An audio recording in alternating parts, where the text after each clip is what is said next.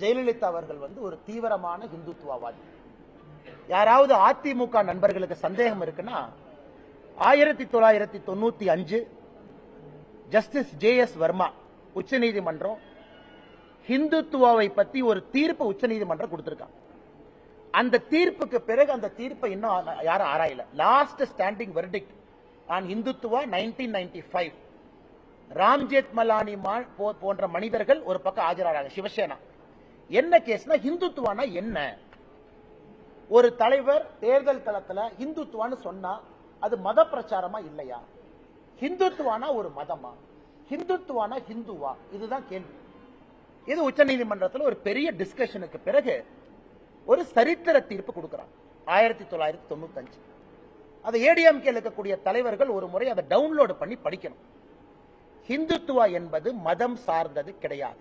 It's a way of life. அது வாழ்வியல் முறை. இந்த மண்ணினுடைய கலாச்சாரம், இந்த மண்ணில 12,000 ஆண்டுகளாக 20,000 ஆண்டுகளாக நாம் எப்படி வாழ்ந்திருக்கின்றோமோ அதை பிரதிபலிக்கக்கூடிய உணர்வு இந்துத்துவா. இந்துத்துவாவை பொறுத்த வரைக்கும் பல இடத்துல நான் சொல்றேன், அனைவரையும் அரவணைப்பதுதான் இந்துத்துவா. இத டீஸ்டா சிட்டில்வாட் அந்த NGO, ஃபேமஸ் NGO அம்மா இத ரிவ்யூக்கு போறாங்க 2013. சுப்ரீம் கோர்ட் இந்துத்துவா தீர்ப்பு தவறு பண்ணிருக்கீங்க, அது இந்துத்துவா உங்களோட இன்டர்பிரேஷன் தப்பு, அதனால இந்த தீர்ப்பை மறுபடியும் நீங்க ஆராயணும் சுப்ரீம் கோர்ட் போகும் பொழுது சுப்ரீம் கோர்ட் 1995 தீர்ப்பை ஆராய மறுத்து விட்டார். இன்னைக்கு இந்தியால 1995 உச்ச நீதிமன்றம் கொடுத்த தீர்ப்பு இந்துத்துவாவை பத்தி அதுதான் இன்னைக்கு பைபிள், அதான் குரான், அதான் பகவத்கீதை. அதை வச்சுதான் நான் பேச முடியும். இந்துத்துவா என்னை பொறுத்த உங்க இந்துத்துவா என்ன? நல்ல கேள்வி. ஏன் இந்துத்துவா எல்லாரையும் அரவணைப்பது? இன்னைக்கு நான் ஜெயலலிதா அம்மாவை பத்தி சொல்ற கேளுங்க. 1984 செல்வி ஜெயலலிதா அவர்கள் ராஜ்யசபா எம்பியா டெல்லியில் இருக்கிறாங்க. அப்ப பாராளுமன்றத்தில் ஜெயலலிதா அம்மா பேசுறாங்க. ஜூலை 26, 1984. நான் பிறந்த மாதம் ஒரு மாசம் கழிச்சு. அப்ப நான் ஒரு மாசம் குழந்தை. இப்ப ஜெயலலிதா அம்மா பேசுறத நான் அப்படியே படிக்கிறேன் ஆங்கிலத்தில். Finally, I now pose 2 questions to the Honorable Minister for Home Affairs.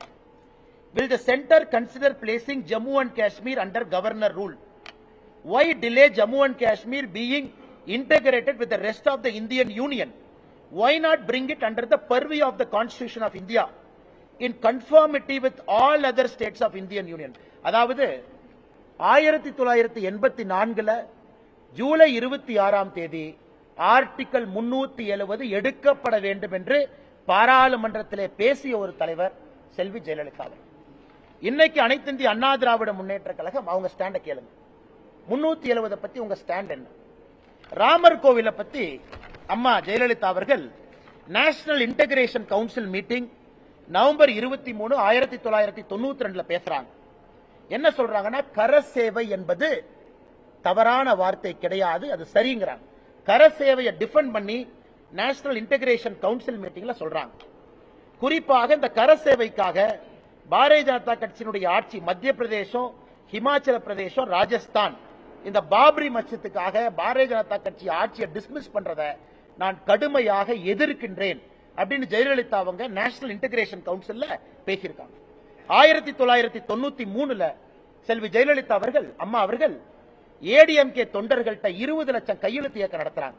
Ramar கோவில் கட்ட வேண்டும் என்பதற்காக அதிமுகவினுடைய தொண்டர்கள் கையெழுத்து இயக்கம் நடத்த வேண்டுங்கிறாங்க. அதனுடைய நிறைவு விழா சென்னையில் நேஷனல் அவேக்கனிங் மீட்டிங்க்கு LK அத்வானி பங்கேற்கிறாங்க. 2003 பத்திரிகையாளர் ஒரு கேள்விக்கு பதில் சொல்றாங்க, ராமர் கோவில் இந்தியால கட்டலினா பாகிஸ்தான்ல கட்டுவோம். ஆனா இன்னைக்கு அந்த கட்சியினுடைய தலைவர்கள் என்ன சொல்றாங்க, முட்டி வலி அதனால ராமர் கோவிலுக்கு போக மாட்டேன், இடுப்பு வலி அதனால போக மாட்டேன். அதனால இதெல்லாம் கம்பேரிசன் பண்ணி சொல்றேன். அடுத்தது uniform civil code 2003 uniform civil கோடுக்கு அம்மா ஜெயலலிதா அவங்க சொல்றாங்க, it is very much necessary for a multi-religious country like India rendering equality to all. பொது சிவில் சட்டம் என்பது வேண்டும் என்கிறாங்க. இன்னைக்கு 2023 ஜூலைல அனைத்து இந்திய அண்ணா திராவிட முன்னேற்ற கழகம் அதை எதிர்க்கிறாங்க. நான் கம்பேர் பண்ண ராமசேத்துவை பத்தி மார்ச் 2012 ஜெயலலிதா அவர்கள் மத்திய அரசு கிட்ட சொல்றாங்க, இந்த ராமர் பாலத்தை ஒரு நேஷனல் மானுமெண்டா நீங்க அறிவிங்கிறாங்க. அதுக்கப்புறம் சுப்ரீம் கோர்ட்ல ரிட் பெட்டிஷன் 2007 ஜெயலலிதா அம்மா ஃபைல் பண்றாங்க. அதுல Tuticorin port trust, union of India, ministry of culture ராமர் சேதுவை நேஷனல் மானுமெண்ட் பாரம்பரிய சின்னமா அறிவிங்கிறாங்க. ஆனா இன்னைக்கு அசம்பிளியில ஏடிஎம்கே அபிஷியல் ஸ்டாண்ட் என்ன? பொள்ளாச்சி ஜெயராமன் அவர்கள் சொல்றாங்க, நயினார் நாகேந்திரன் அவர்கள் பிஜேபி இதை முழுமையாக ஆதரிக்குது. அதாவது ராம் சேத்துவை பொறுத்தவரை அந்த நேஷனல் மானுமெண்ட் வரணும். ஜெயராமன் அவங்க சொல்றாங்க, இந்த ப்ராஜெக்ட் நாங்க ஸ்டடி பண்ணுவோம், ஸ்டடி பண்ணிட்டு அதனுடைய சாதக பாதகத்தை பார்த்து அதன் பிறகு முடிவெடுப்போம் அப்படி. அதாவது அம்மையார் ஜெயலலிதா அவருடைய கொள்கையிலிருந்து நான் இன்னும் ஆன்டி கன்வர்ஷன் லாக்குள்ள போக விரும்பல. ஜெயலலிதா அம்மா 1991 வேத பாடசாலை தமிழ்நாட்டில் உருவாக்குனாங்க. அதுக்குள்ள நான் போக விரும்பலீங்க. அதனால யாராவது ஏடிஎம்கே நண்பர் இதை அப்போஸ் பண்றாங்கன்னா விவாதத்திற்கு பாரதிய ஜனதா கட்சி தயாராக இருக்கிறது.